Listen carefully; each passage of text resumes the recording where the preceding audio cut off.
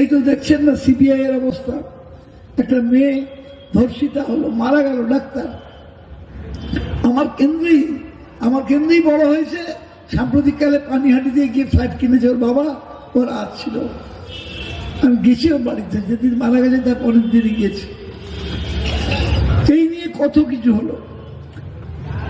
CBI চাইলো, মমতা গিয়েছে ওর বাড়িতে, গিয়ে বললো আপনারা যেটা চাইবেন আমরা করলে আমরা, আর সিবিআই আপনি যদি চান তাহলে আপনারা। তো সিবিআই কোর্ট চাইলো, আর সিবিআই হলো। দেখুন এর মধ্যে পরপর দুটো কেস। আমাদের রাজ্যের পুলিশ তাকে 61 দিনের মধ্যেই তার সাজা ঘোষণা হয়ে গেল। তার সাজা ইনকোয়ারি করে, চার্জশিট করে তাদের ঘোষণা হয়ে গেল, একজনের মৃত্যুদণ্ড, একজনের যাবজ্জীবন কারাদণ্ড।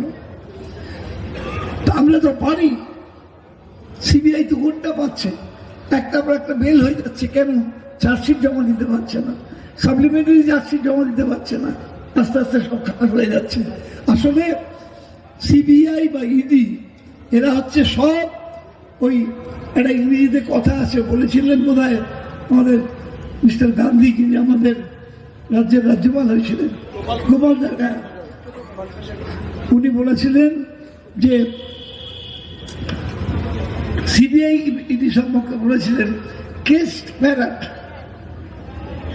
Parrot speaks for his master.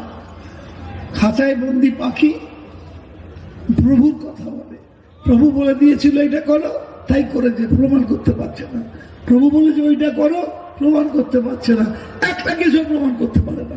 2% success rate, CBI success rate 2%, একটা কিছু প্রমাণ করতে পারছে না। আজকে তাই যখন কিছু বিচার করবেন তখন আন্তরিকভাবে দেখবেন।